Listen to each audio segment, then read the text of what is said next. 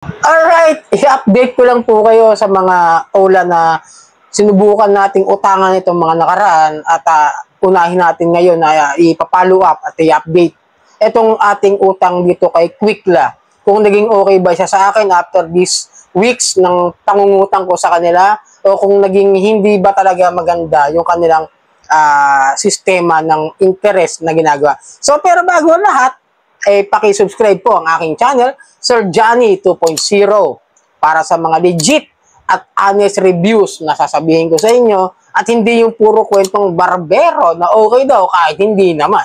Okay? Paliliwanag ko na sa inyo yung aking experience dito sa Quickla na kung saan inutangan ko ng ilang beses. Sa totoo lang, no, ilang beses ako nag-renew rito, hindi tumaas yung aking credit limit. Kahit na halos parang nasa kulang-kulang 2 buwan ko siyang inutangan, no? Renew kasi gusto ko malaman kung magbabago ba o hindi yung aking credit limit, kung magbabago ba yung interest, yung magiging offer, dahil sa pagiging good payer natin. Actually, no, sa totoo lang, hindi ko siya re-recommend sa inyo kasi hindi nagbago yung aking credit limit sa kanila. Pakita ko sa inyo ngayon yung aking credit limit na kahit binayaran ko siya ng buo nung before nung katapusan ng May. Talagang as in binayaran ko na siya as in fully paid. Then tinignan ko wala pa ring pagbabago. Ang aking naging credit limit sa kanila after nung una kong video is 1.3, di ba? Tapos ngayon ang credit limit ko na sa kanila is naging 1,000 na lang at naging maintain ang credit limit ko. Wala nang pagbabago. At then, yun lang. Pakita ko sa inyo, no? Ito, hanggang ngayon, yung aking credit limit na 1K, ayan. So, tapos, ang masama dyan, 7 days lang lagi ang aking repayment details, no? Yun na yung nakakalungkot dun. Kasi, yung 7 days na yun na lagi, kailangan bayaran mo siya ng weekly na 7 days is 390 something. Ganyan. Sa sarados 390 yan kapag magre-repayment details ka. Yun nga, masama rin, no? Para sa akin, medyo parang unfair kasi ang good payer ako na halos ang babayaran ko sa kanila for a month is wala. Ang babayaran ko sa kanila is 390 yon per week sa 4 na bayarin. So, it may come to conclude para sa akin na lalabas na 1,560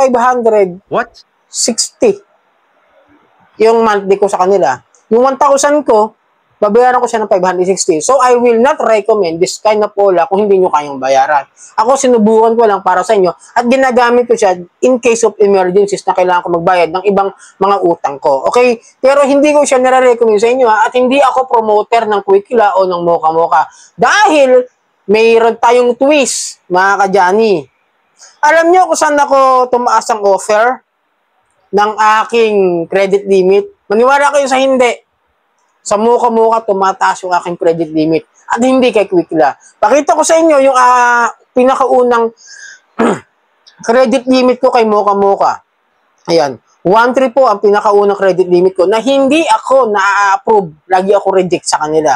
And then, sumunod, nung nabayaran ko ng sunod-sunod na laging due date na mabayaran ko si Quickla, sinilip ko siya after mga siguro mga 1 month. 1.8 na po siya. Ayan, pakita ko sa inyo.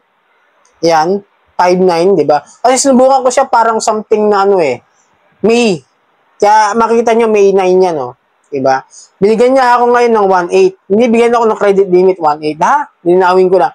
And then, nung huli, nito nga, binayaran ko ng buo yung aking utang kay Quickla. Linawin ko ulit.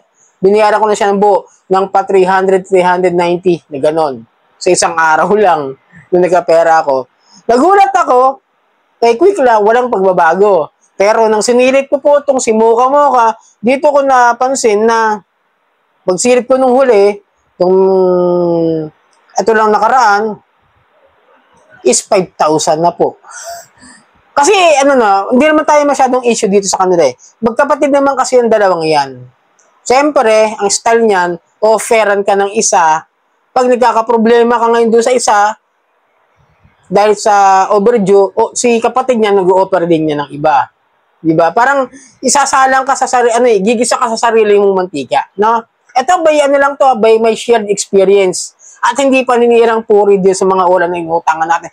Kasi Para sa akin, talagang sinusubukan natin. Sinusubukan natin yung personal mangutang sa mga yan para maintindihan nyo at maunawaan ninyo. Kaya kung meron kayong mga quick lam o kamuka, either dyan sa dalawang yan, pagka naging good payer kayo, magkakaroon yan ng siguro ng credit limit sa kapatid na maganda. Pero para sa akin, uulitin ko, hindi ako sponsored, hindi ako promoter, at never ako magiging promoter ng mga ganitong klase ng mga ola para sa inyo, para mabuo kayo sa utang. Ayokong gawin yon. Kahit gaano kalaki ang i-offer sa akin ng mga yan, hindi ko gagawin. Kahit sabihin ng iba dyan na kumikita yung iba dyan, may natutunan ako, almost 100,000 monthly ang kinikita ng mga ano dyan, na mga nagpo-promote ng ola. 6 digits. I will not do this kind of matter. Hindi ko gagawin yan. Kasi ayokong malubog yung mga kapwa ko, Pilipino, sa utang dahil sa mga yan. So, sana nakatulong ang video ito. Sana naliwanagan kayo sa video ito na pagka na-approve kayo sa isa, pwede rin kayo ma-approve sa isa. Mag-ingat kayo. Panoorin yung mga videos ko kung talagang gusto niyo ng mga legit na talakayan about sa mga online lending app, pati na rin sa mga ibang mga OLA reviewer na honest at totoo sa kanilang mga paliwanag, yung po mga suportahan natin.